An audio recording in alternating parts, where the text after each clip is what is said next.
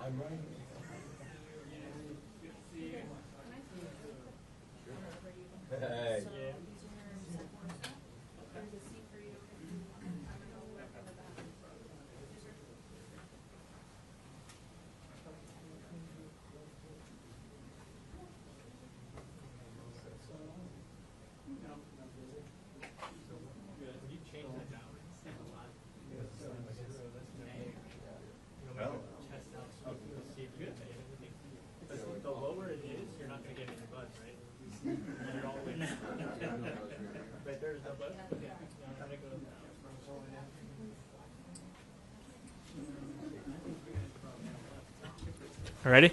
Testing, testing. 1, 2, 3. Can you hear it better now? With no buzz? And there you go. You're good to go. Testing, testing. 1, 2, 3, 4. Turn up the headphone volumes on the camera.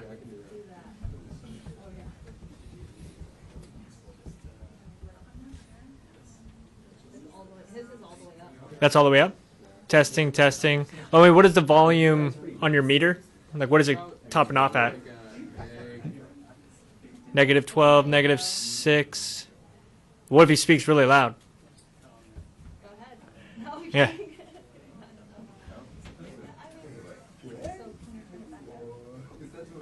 I mean, you could try just slowly go up until it. Yeah. Well, no, because that box is like really made for XLR, and then you're adapting it. So the XLR is feeding fine, but the rest is not.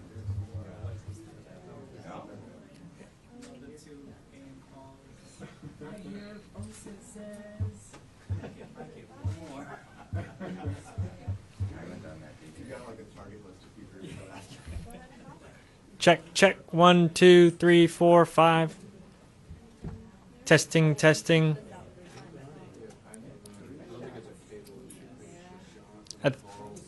Is it usable? Like I just, as long as and you can always bump it up in post. Yeah, so I'd probably. Oh, you're doing live? So that's why it's kind of annoying, because even if he can change it in post, he has live and that sounds bad. Oh yeah. So, I don't know. I guess it's like picked up.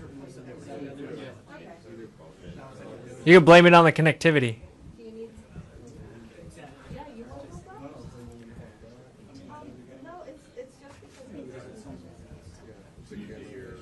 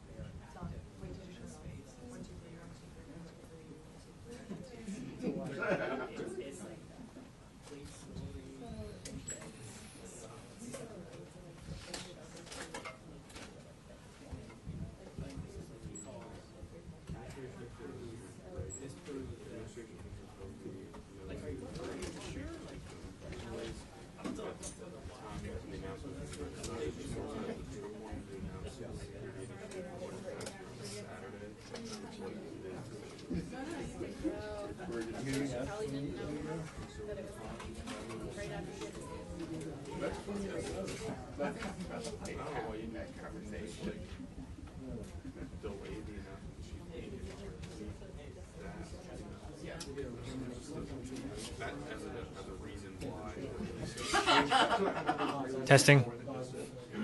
Test. Yours is good?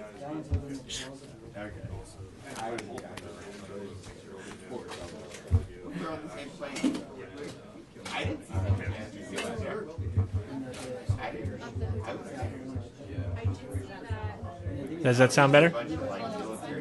Can you hear me now?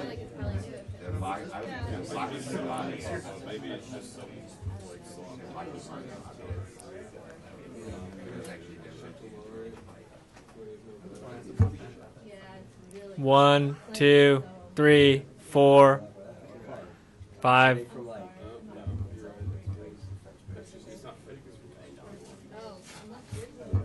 One, 2, 3, 4, 5.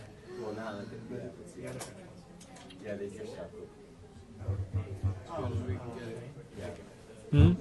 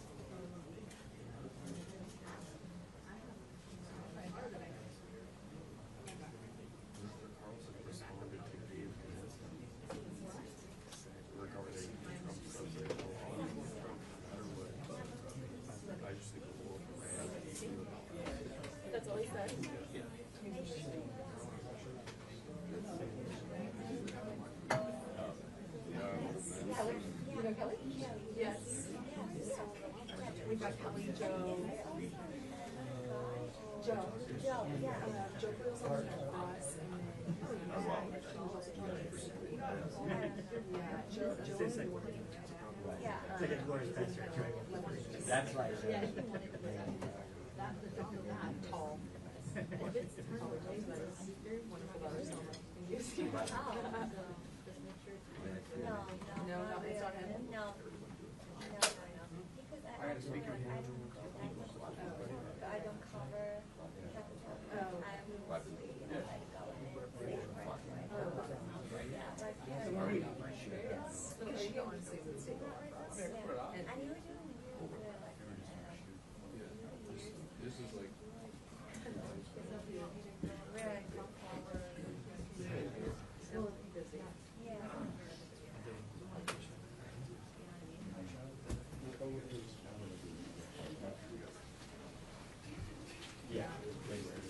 So, does this still sound good?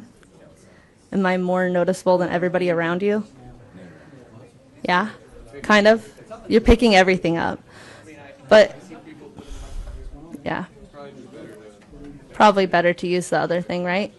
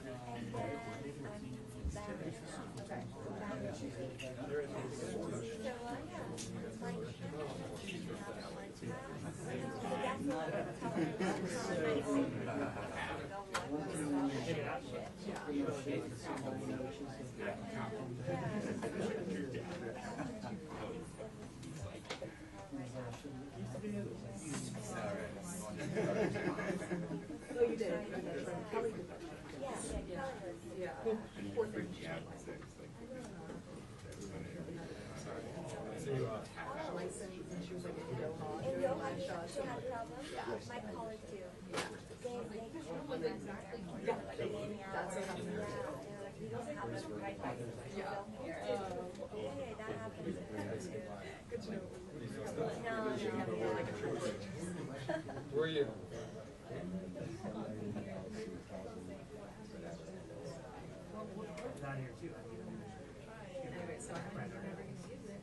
Yeah.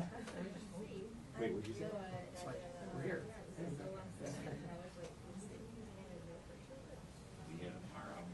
Yeah, we've been in this room twice as long as it rains.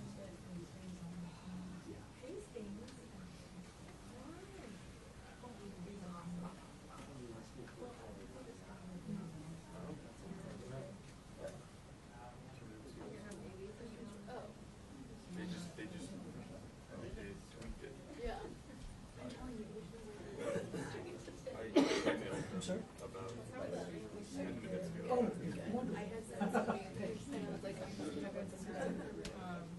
okay, appreciate it. Oh, yeah.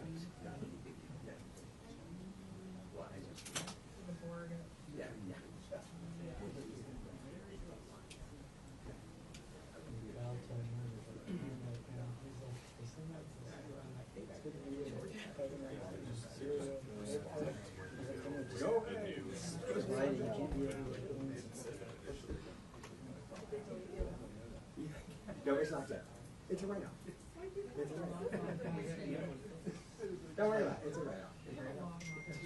And all you do is you pray.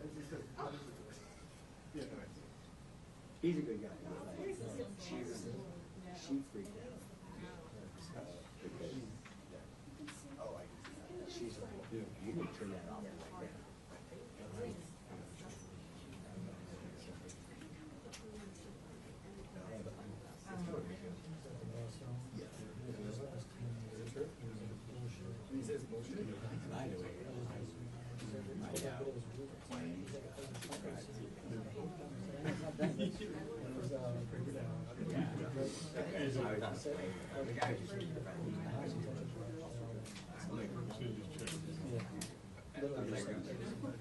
I was just like, oh,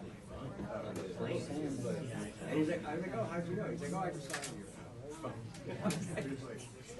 And I was like, all right. But then my daughter was like, I know, but they just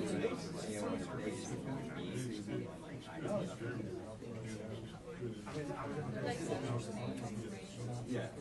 I mean, I started.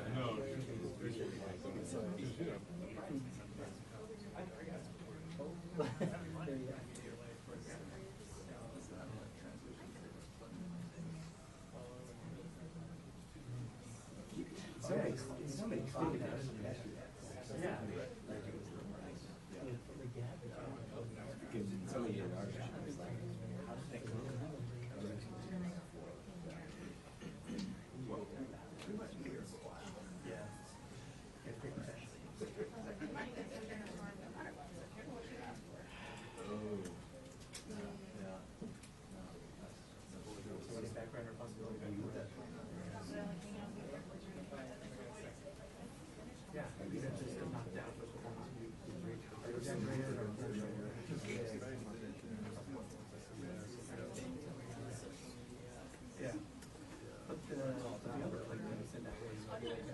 Boston police saying they were responding to it.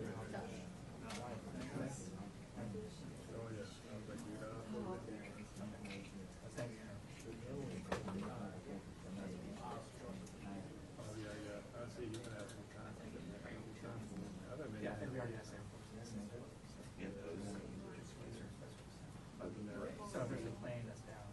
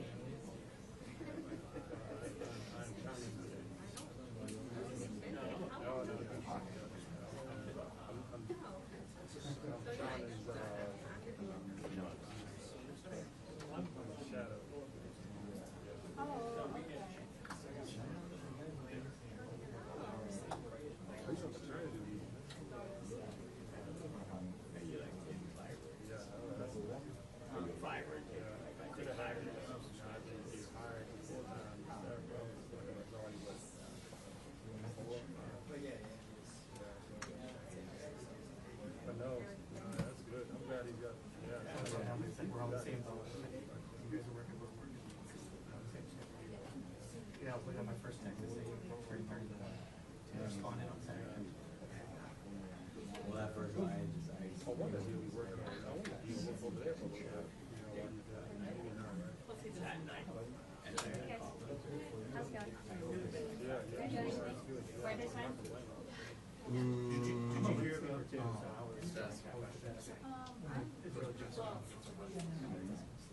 yeah.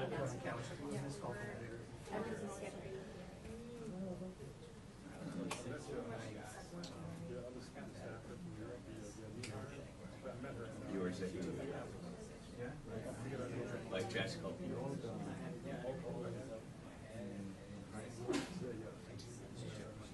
That's a trainer,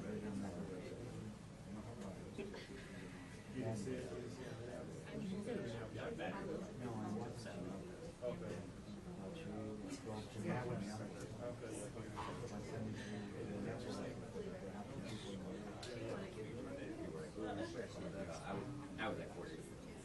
Yeah, I was trying to plan my recruitment time. I was like setting up just like operations. I was like, because I was like a few days before it started, I was like, man, it's gonna start soon. I need to like not be sick. It worked. Yeah. Like ninja time off, where still responding. I mean, we was Yeah. I mean, I mental for my mental health. you kind of forget.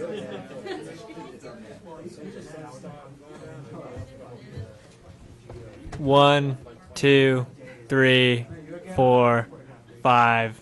Is that one good? Better? Let me do this one?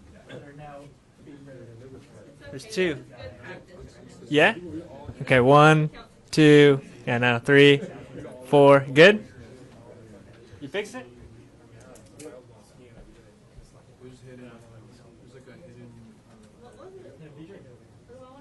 So there's button switch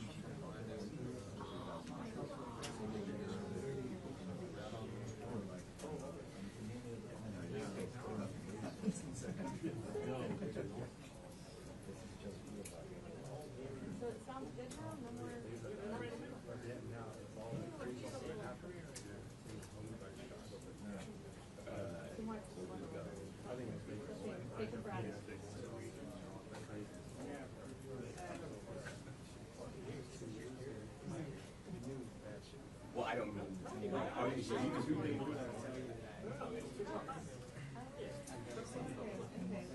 He has my stuff, so he's Yeah.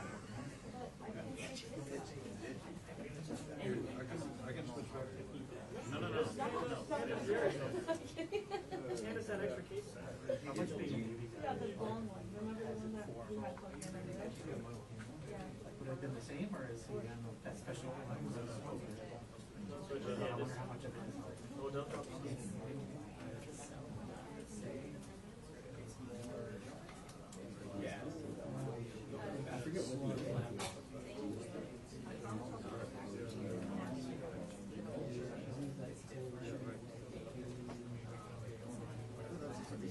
I mean, like one of those things where they might just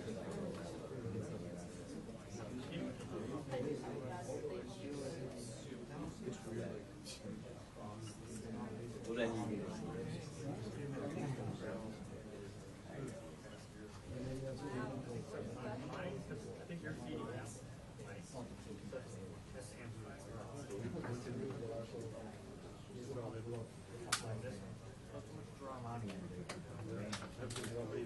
I was thinking about that with the summer.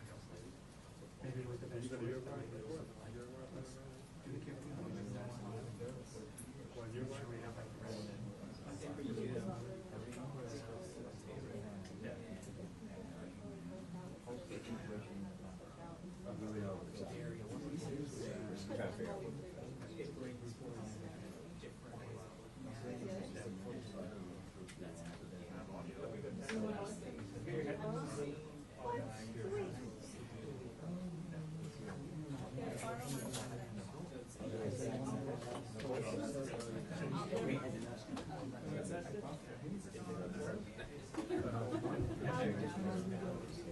Check, check. Testing, testing. Good? That's how it normally would just work.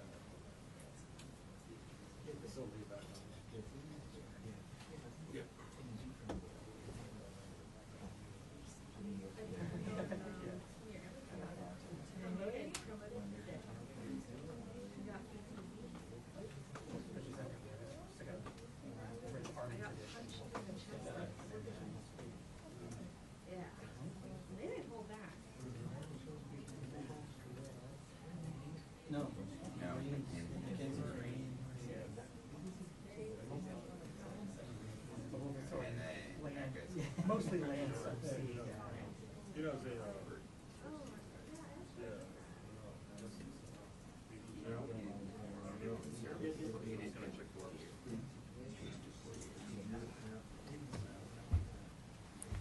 Check, check. Testing, testing. You good? Keep going. 1, 2. Yep.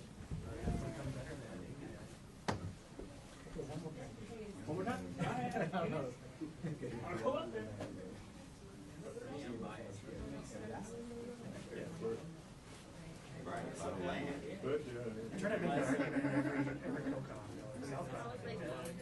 It'll pick up. Like space cadre would be like, you know what, Aaron? Hey, it was originally an army guy. You know, Navy pilots are good at swimming.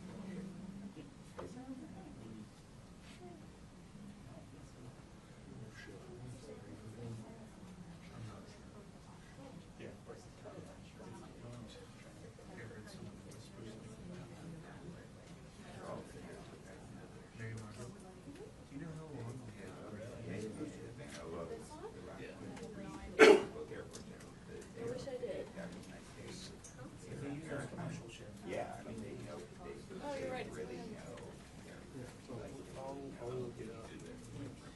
Like they're, yeah. Press conference, 15 of 5 of 5. That sounds like Yeah, yeah, that's like Right. serious.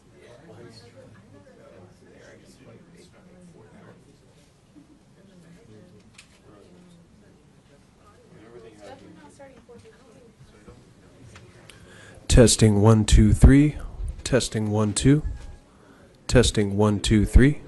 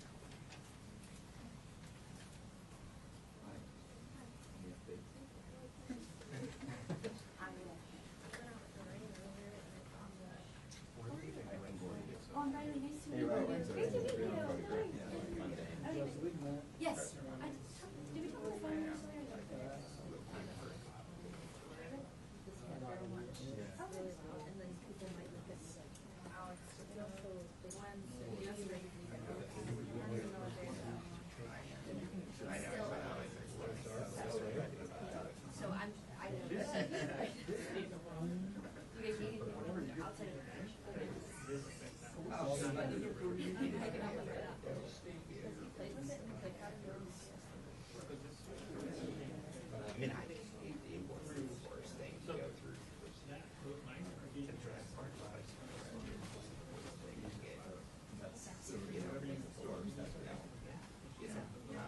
We're all stuck together on the same.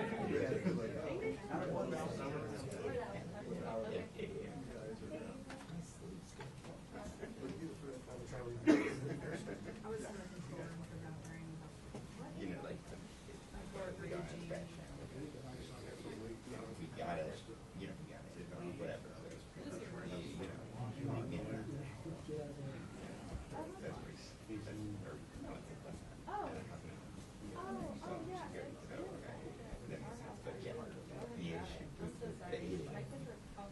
Pairing for any hand.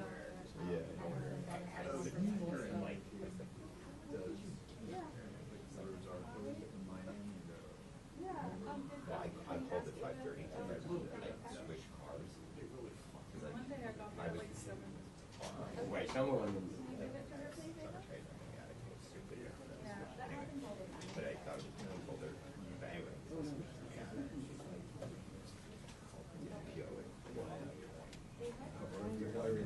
Hey.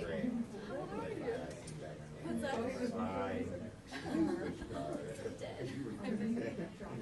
Yeah. And you hate to be like,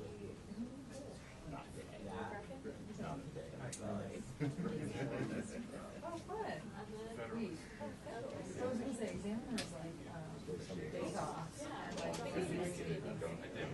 Okay, got it. Yeah, that's like Naomi. I like misvalidated you. Yeah, no, it's okay. That happens. No. sometimes you literally don't know. You have to be and like, no, I've been told, like, I'm just supposed to go down over here. Like, Yeah. we know. No, you're good. Y'all got a good little slot. Yeah. I didn't know how many.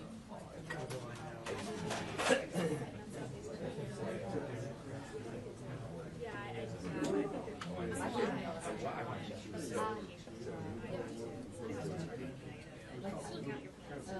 Right, so, it is. Oh, I see what you're saying. Yeah. No way. It seems like a more. Because Louis Dow's was down.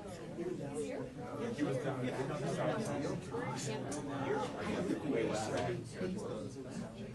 Back check. Right. Meeting that.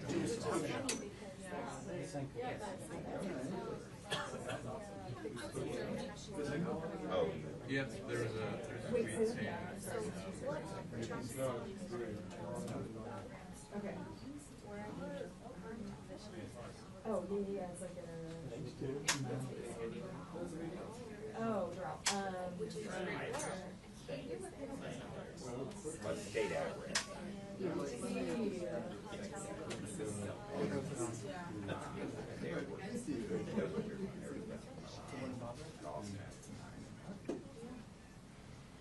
Got it to my lunch hour. But he's not.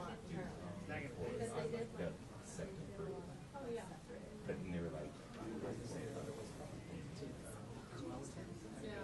And they everyone had to think what I was. I went to this place. I was like, well, I did push back. I read it. It was like, it was like,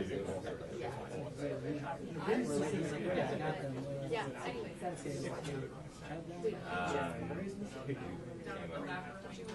yeah, he came, stopped over. But literally after. I ordered it.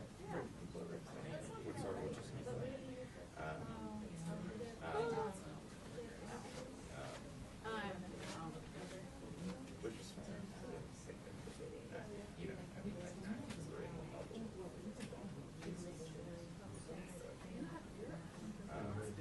You know, but, yeah, we got them.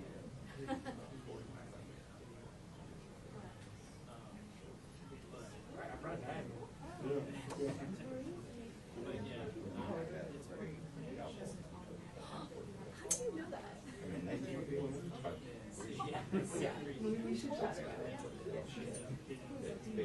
I knew that.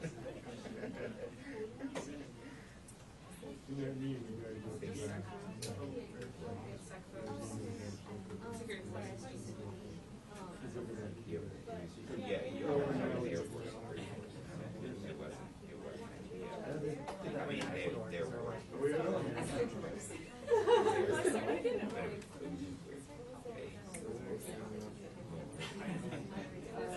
Awesome trips, right?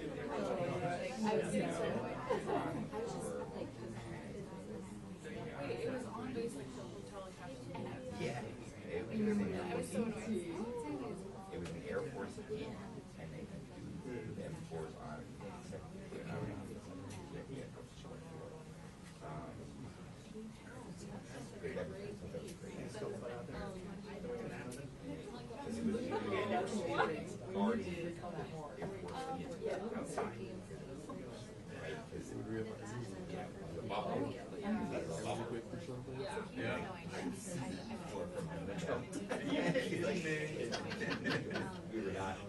It was 2 in the morning. I was just looking up.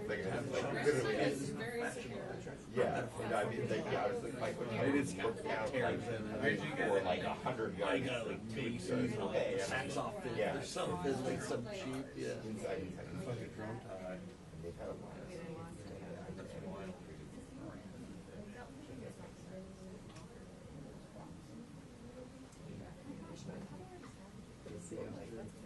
Oh, that was well, probably. That makes sense. They're staying around. I think that's also around that. I mean, it would make, like, there were some weird things that happened. Yeah, I mean, yeah, it's, you know, we want to keep it.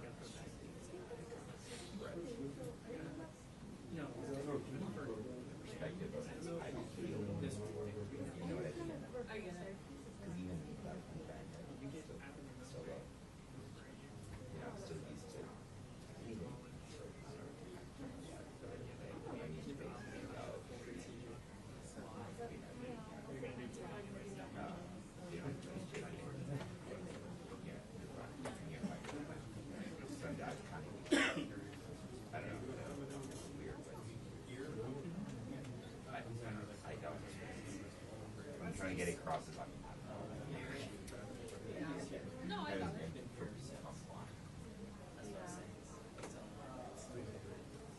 Keeping them in one place for like a week.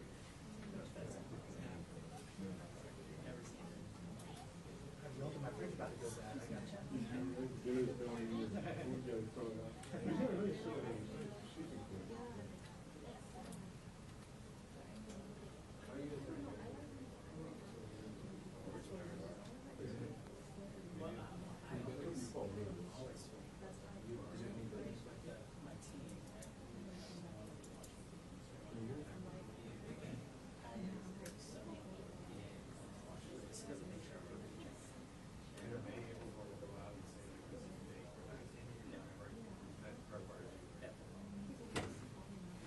Hey press, we're now doing the presser at 5 p.m.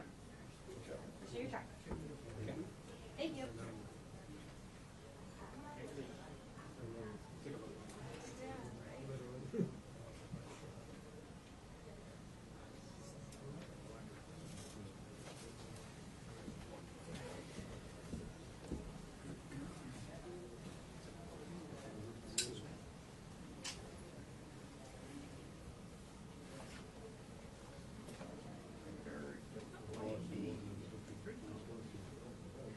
Well,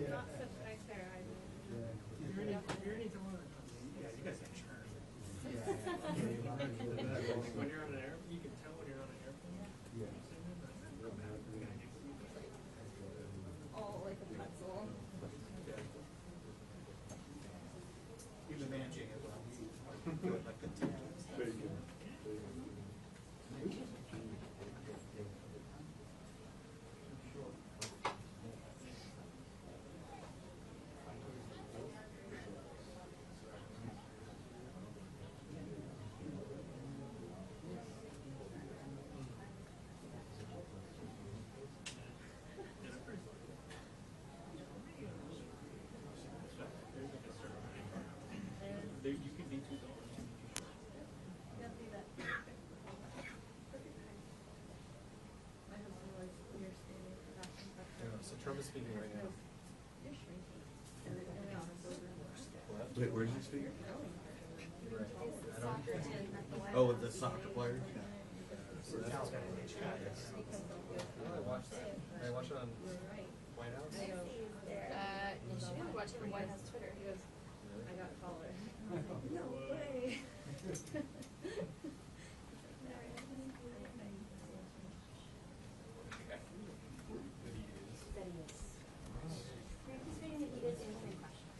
Yeah. Thank you. Yes, of course. Told you. We were gonna ask her questions.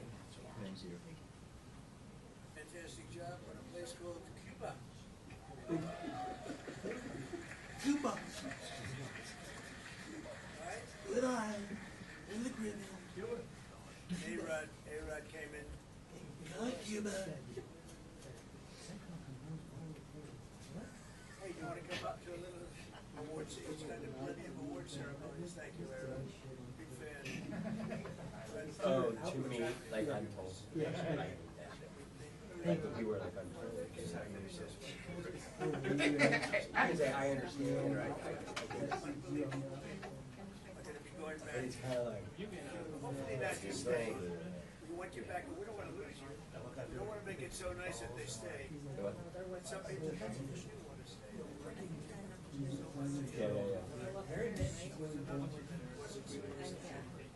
Venezuela's going great.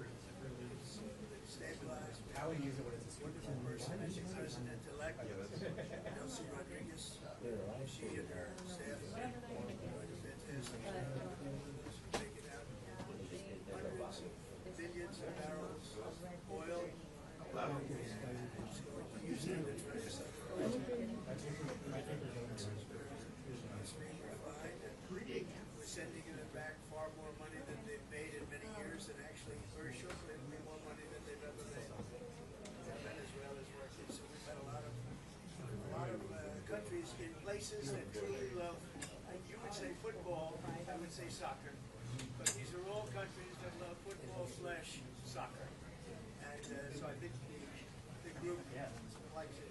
And if you'd like, you could say, I know I'm a very exciting speaker, but you can sit down if you'd like, okay? I'm looking at everybody standing. I'm saying, let's sit down. Because we're here to honor these great champions, and we want to take our time, right? Let's get to the reason that we're here, and it's a beautiful reason because we're honoring truly talented people. Today we're thrilled to host the 2025 MLS Cup champions, Inter Miami. Great job.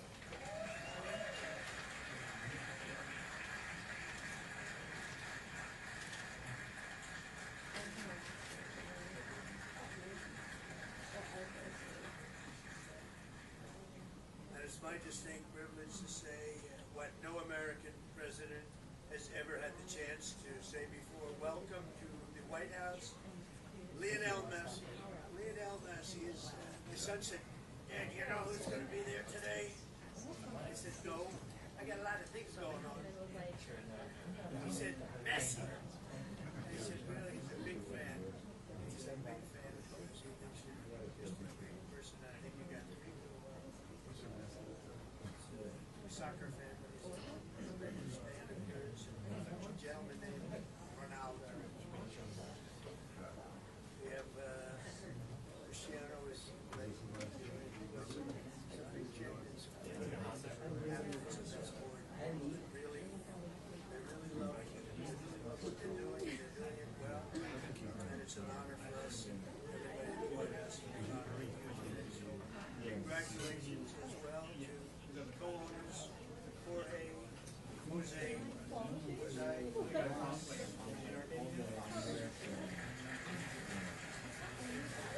who came from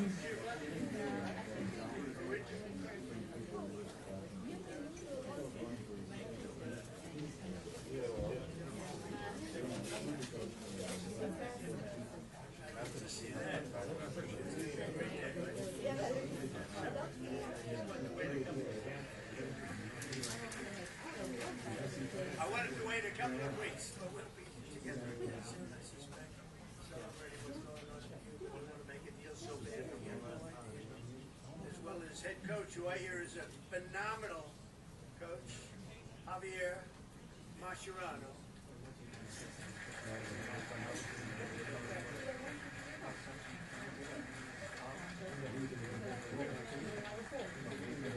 I've heard he's a great coach. Well, anybody who wins is a good coach.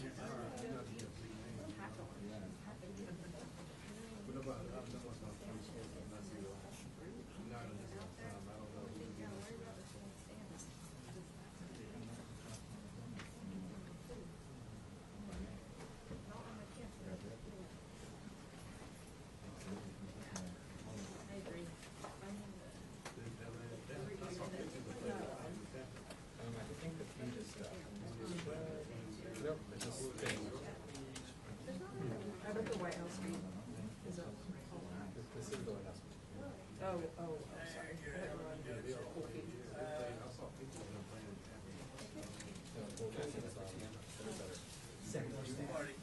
Yeah, that's how I want to be. I just need to figure that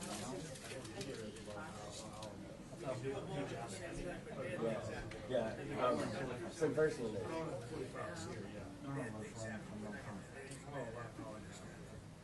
Also with us are Attorney General Pam Bondi, who's a terrific person and fan. And she's proving how tough she is, and I think the next 3 years, like these people. Secretary Scott Bessent, Lori Chavez Freeman, and Sean Duffy. Thank you, everybody. What a great team. And U.S. Trade Representative who's done incredible deals, unbelievable. Jameson Greer. Thank you, Jameson. And our country has never been bigger, better, richer, or stronger than the deals we're making.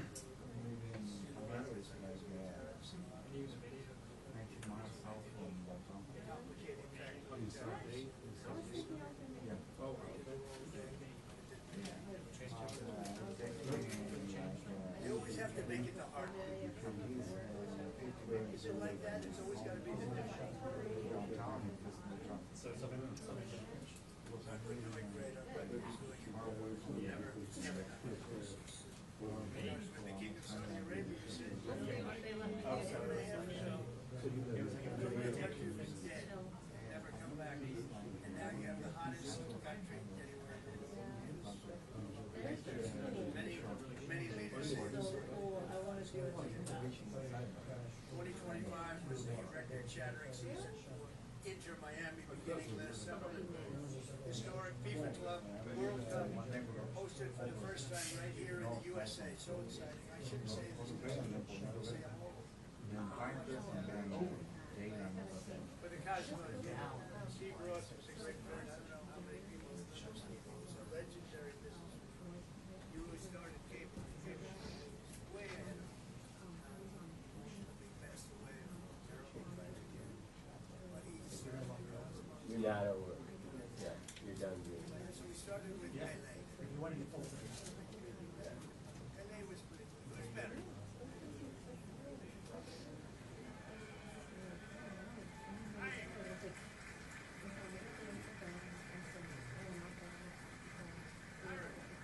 I think, but he was pretty good. But it was very exciting. I went to the games. Yes, from Israel, yes. She says, yes, we spelled it differently. Mine is EY, and she's just LIBDY. But yeah, we always. But yeah, Not it true at all. But I got to She's been just like us. in the June group stage of that tournament. We're trying to. These players went toe-to-toe with some of the best teams anywhere in the world. You tied Egypt's best club, supposed to be an unbelievable. Goalie Oscar Mustari. Big game. Then you tied the top Brazilian club. Wow.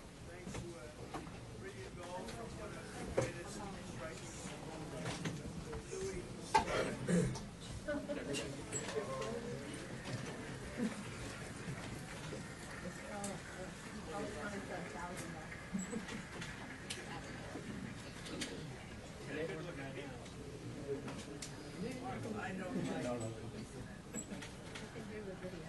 you don't feel so good about yourself standing up there. Good looking people. In the 65th minute, Louis gathered the ball around midfield and turned for a vintage solo run, dribbling through the defense, driving past defenders like few people have ever seen before, cutting to his left, hammering home a goal that secured Miami's place in the next round. But no match.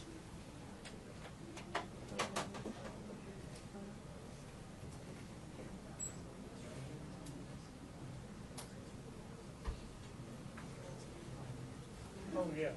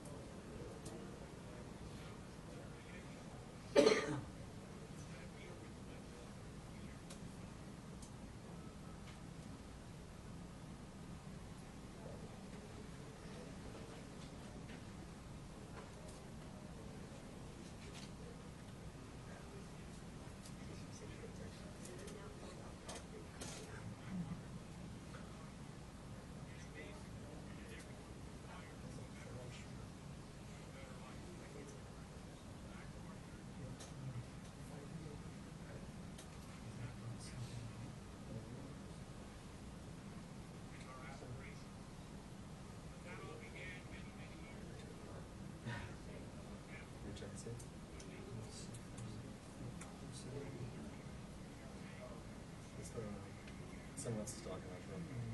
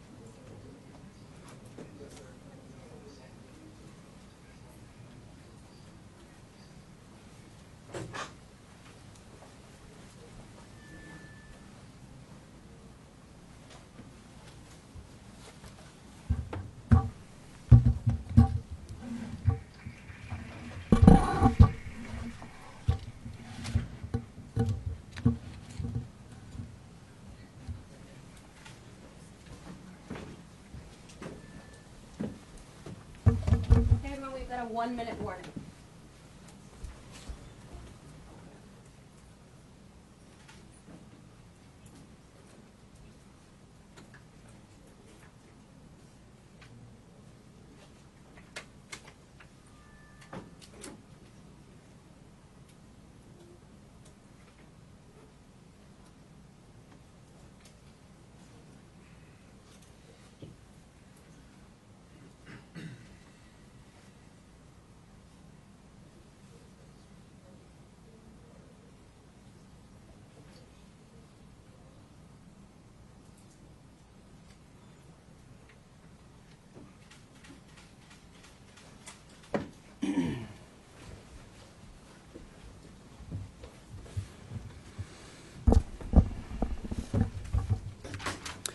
Well, good afternoon.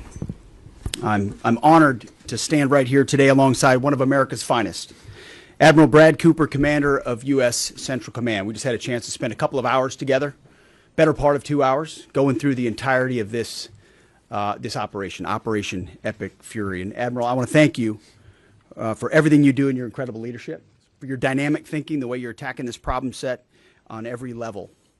In just days of Operation Epic Fury, you and your team have delivered nothing short of devastating, precise strikes, taking out the better part of Iran's navy, making it combat ineffective, neutralizing missile sites and launchers, and establishing total dominance over the skies we fly over and seas we fly over. Our forces are executing with unmatched skill, and the mission is advancing decisively. This is the kind of no-nonsense, results-driven warfighting that America demands. And you're delivering it in spades. You are the man for this moment. Admiral Cooper, on behalf of the President, the Department of War, and every American watching, I want to thank you for your outstanding job you and CENTCOM are doing. Keep pressing the fight, and we are with you all the way. A few thoughts before I hand it over to the Admiral for an update. Iran is hoping that we cannot sustain this, which is a really bad miscalculation for the IRGC in Iran. You see, there's no shortage of American will here. We remember and honor our fallen, those 6 that we will soon welcome at Dover, who gave everything for their country in this mission. We remember them. But we remember them by rededicating ourselves even more fervently to this mission. Our commitment to our mission objectives only increases as our advantages continue to increase. We've got no shortage of munitions. Our stockpiles of defensive and offensive weapons allow us to sustain this campaign as long as we need to. Again, our munition status only increases as our advantage increases. Our capabilities, we have only just begun to fight, and fight decisively. Having a chance to hear from Admiral Cooper, if you think you've seen something, just wait. The amount of combat power that's still flowing, that's still coming, that we'll be able to project over Iran is a multiples of what it currently is right now when you add up our capabilities and those of the Israeli Defense Forces. And we have no shortage of authorities. The Admiral knows we have clear objectives with maximum authorities on the battlefield. The dumb, politically correct wars of the past were the opposite of what we're doing here. They had vague objectives with restrictive, minimalist rules of engagement. No more. Our authorities, his authorities, CENTCOM's authorities through the President and myself are maxed out. Our capabilities are overwhelming and gathering still, as are those of our Israeli partners. Our munitions are full up, and our will is ironclad, which means our timeline is ours and ours alone to control. As long as it takes to ensure the United States of America achieves these objectives, and as we flow more forces, and as we flow more capabilities, and as our munitions, as we're flying over the top, have even more devastating effects, we set the tempo, we set the timeline, led by the commander on the ground. Our ear is to the ground to listen to Admiral Cooper, what he needs, and what he needs he will get. We are built for this fight, and we are in it to win it. And we have the right commander in the lead. So I'll now hand it over to Admiral Brad Cooper to give you an update right here from CENTCOM. Admiral. Mr. Secretary, first, thank you very much and good afternoon, and welcome to U.S. Central Command Headquarters, America's Warfighting Headquarters. It's great to be here alongside the Secretary and representing the more than 50,000 men and women in uniform currently executing Operation Epic Fury. So, Mr. Secretary, first, thank you very much for your leadership and support and the very clear vision and objectives that you've given us to allow us to use overwhelming force against the Iranian terrorist regime. And thanks to all of you for attending today, and welcome to Tampa. We are now starting our 6th day of a historic mission to eliminate Iran's ability to threaten Americans. We are, if I could channel my inner Navy officer, we are at full speed ahead in executing orders given by leadership in Washington. The President and Secretary Hegseth have been crystal clear in their expectations, and we are at a high level of execution. As described by the Secretary and earlier this week by me, U.S. combat power is building as Iranian combat power declines. Our air dominance allows us to hit Iran's center of gravity with overwhelming power and reach. A couple of examples. In just the last 72 hours, America's bomber force has struck nearly 200 targets deep inside of Iran, including around Tehran. And in just the last hour, U.S. B-2 bombers dropped dozens of 2,000-pound penetrator bombs targeting deeply buried ballistic missile launchers. Notably, we've also struck Iran's equivalent of Space Command, which degrades their ability to threaten Americans. Then, if I just look back over the last 24 hours of the operation compared to where we were at its start, ballistic missile attacks have decreased by 90% since day one. Drone attacks have decreased by 83% since day one. Having said this, we remain vigilant. Our strikes against the Iranian Navy have intensified. You may have heard the President say just a little while ago that we have sunk or destroyed 24 ships. That was true at the moment. We're now up over 30 ships. And in just the last few hours, we hit an Iranian drone carrier ship, roughly the size of a World War II aircraft carrier, and as we speak, it's on fire. The President gave us another task, to raise or level Iran's ballistic missile industrial base. So we're not just hitting what they have, we're destroying their ability to rebuild. And so as we transition to the next phase of this operation, we will systemically dismantle Iran's missile production capability for the future, and that's absolutely in progress.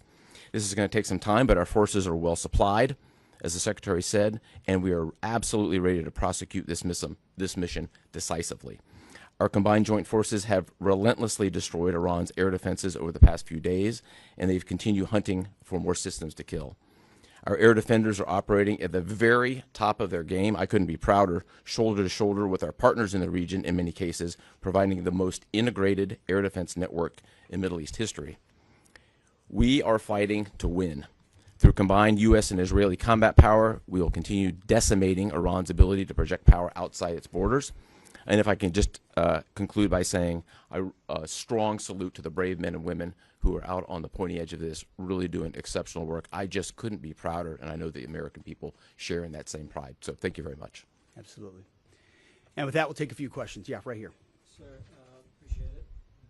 Admiral, I wanted to ask, or Mr. Secretary, the Ukrainian president said today that the U.S. has asked for specific capabilities to deal with Shahid drones, Iranian drones. Can you guys talk about what you asked for, and has there been any surprises from Iranian capabilities that you guys have seen in the past 6 days? Go ahead.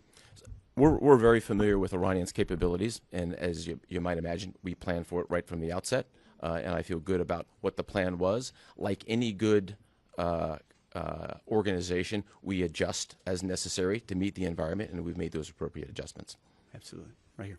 Thanks, Secretary Hegseth. I had two for both of you. One, was an American pilot shot down today in Iraq?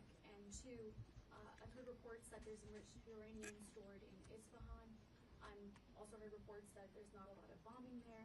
Is that on purpose? Do we believe there's enriched uranium there? And would we ever send special forces to secure it? As CENTCOM pointed out, that those reports of an F-15 being shot down are false.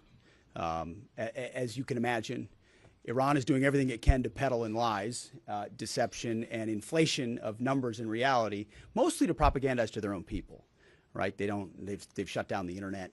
They're hoping they can convince their own population that they're having success. One thing one of their leaders said recently is that 500 Americans have been killed, they claim. These are lies. The lies will continue. CENTCOM will continue to debunk those lies. So, and as often is the case in conflict, first reports are often wrong. As it pertains to nuclear material and things like that, one of the objectives the President has always said is that Iran will not have a nuclear bomb, nuclear capabilities, but we would never disclose what we will or will not do inside operational plans. So Admiral Cooper's got a plan. We're working that plan, and targets will be struck or not struck according to what we want to achieve. Yeah, right there. Secretary Hegseth, the President said earlier today in an interview that he would like to have a say in who's the next leader of Iran. Is this an expansion of your military objective? You view it that way? And additionally, you spoke earlier today about how previous leaders have drawn resources from our hemisphere to the Middle East. Mm-hmm. How do you avoid that? Well, there's no expansion.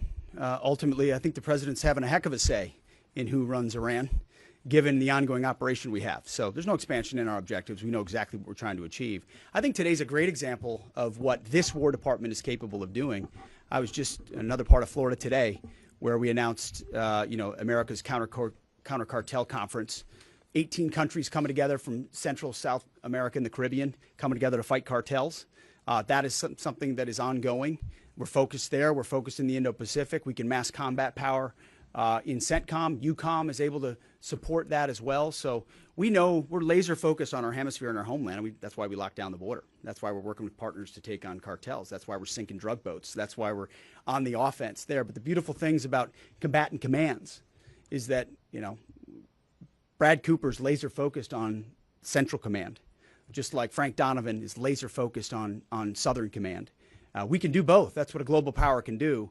Ultimately, this issue of Iran's nuclear pursuit and their unwillingness through negotiations to stop it was something President Trump has said for a long time needs to be dealt with. And after 47 years, he's doing something that no other president was willing to do. And we're doing it overwhelmingly, and we're doing it decisively, while also in other parts of the globe having the desired effects. I mean, take, for example, what we displayed yesterday, the Iranian ship in the Indian Ocean, sunk by Indo-PACOM, another combatant command, who coordinated with us in order to make that happen. So America's reach is global. Our focus here, though, these missions are narrow, they're scoped, and Admiral Cooper is well on his way to ensuring that we reach those objectives. Right here, yes, sir.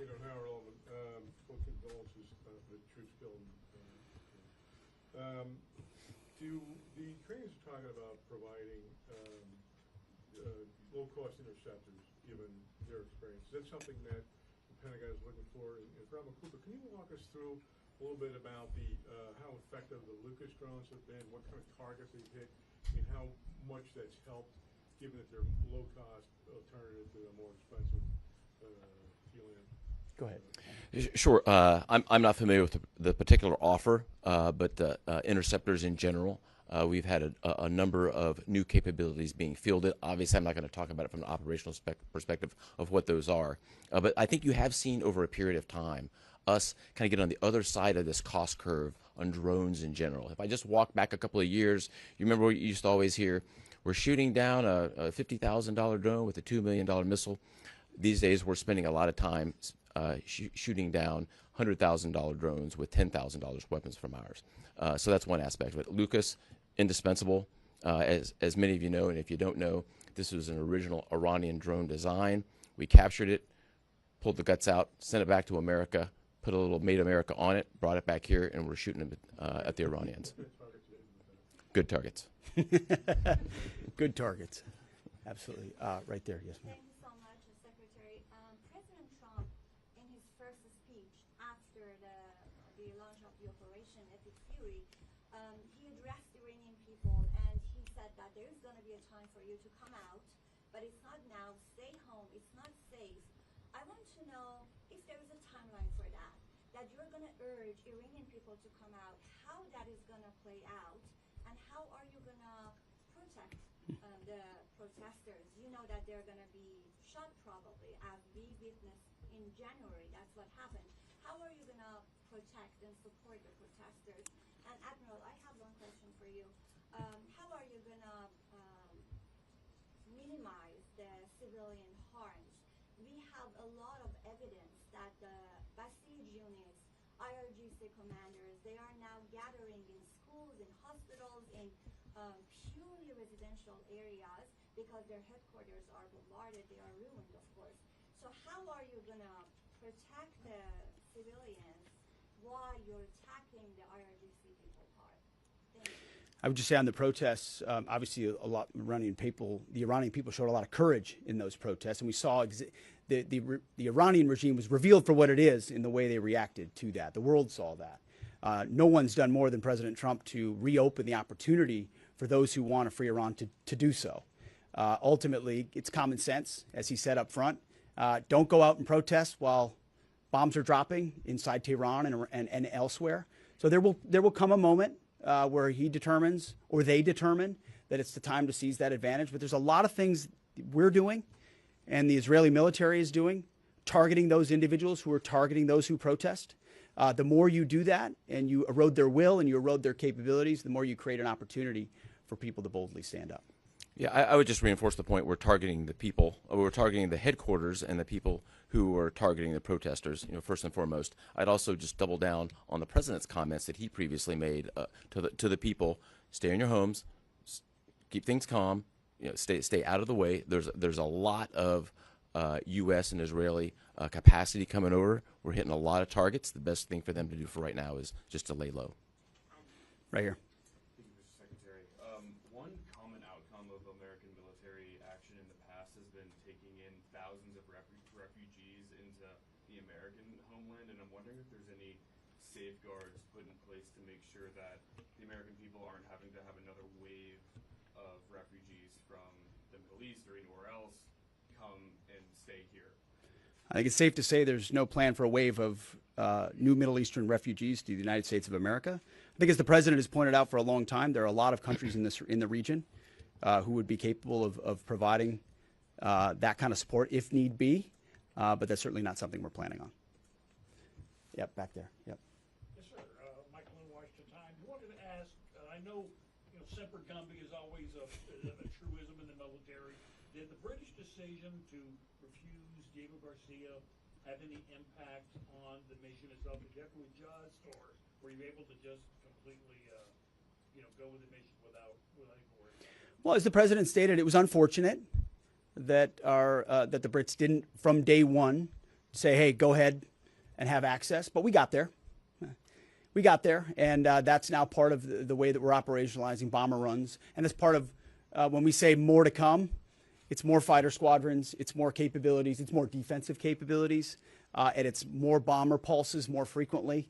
The amount of firepower over Iran and over Tehran is about to surge dramatically. And part of it is that we're going to have even more basing. And it's not just the UK. We've had other friends step up, and we're grateful for that. Maybe one more right here. Yeah, the Azeri president earlier today basically authorized his Minister of Defense to begin preparing troops for some type of retaliatory action after the airport strike. As the Department of War and CENTCOM is working on deconflicting with the Azeri if they were to move in or attempt something in retaliation. I'm sure there are plans, and I'll let the Admiral speak to that. But that does allow me to kind of address this idea that the war might be expanding, or there's chaos, and nothing could be further from the truth. If anything, what Iran is doing by targeting allied countries that would otherwise want to stay out of this, they've actually pulled them into the American orbit. So now you've got UAE and Qatar and Bahrain and Saudi and Kuwait and others saying, "Hey, we're with you. We'll shoot with you. We'll fly with you. We'll defend with you. We'll allow you more basing and other opportunities, a lot of which we can't talk about and won't talk about." But it's actually firming up the unity of the resistance in order to focus exactly where we need to. So this idea that it's expanding or going, no, it's actually simplifying in a number of ways exactly what we need to achieve and how we'll achieve it. I don't know if you anything you want to add to that. I won't get ahead of policy in terms of what we might do. What I will point out is this is now the 12th country that Iran has attacked. 12 countries, and it goes right back to the Secretary's point.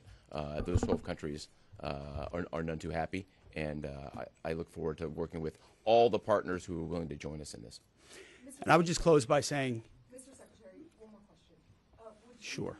What is your message to Americans who are concerned about security here at home with the change-up that we're going to see at the Department of Homeland Security? Well, I think Kristi Noem did an excellent job over there securing our border and keeping us focused on threats, and the President making a change. We all serve at the pleasure of the President. I'm sure Mark Wayne Mullen will do a fantastic job. He's been a friend of mine for a long time.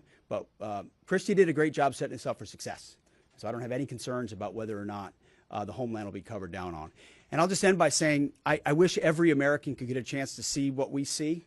I had a chance to go into the control room, into the Tactical Operations Center, go see these young men and women that are doing this, the dedication that they show at every level, the way they've refined their craft. I was talking to a young colonel who's iterating on how we target and how we find and fix different aspects of what the Iranians are trying to do. If they don't know what they're up against, and if they think they've got it solved for, they're wrong. And ultimately, the combination of our ingenuity, the skill, the professionalism, the discipline, and then the sheer weight of the capabilities of the U.S. military, what you're going to see may look routine. It may start to be like, oh, another boat. Oh, another launcher. Oh, another drone facility. What it takes to do this with the precision that we do is world-class. No one else can do it. And it's world-class Americans. Like the ones I saw here, like the ones that are coming home that we're going to greet home, that are the engine of what makes our country great. And so I'm so grateful for folks like those here at CENTCOM, at Central Command, who are under your command. Thank you for your decisive leadership. And all I'll say to you is what I say to them, keep going. Because the President and myself, we have your back. Thank you, Admiral. Appreciate it. Thanks very much. Thank you all.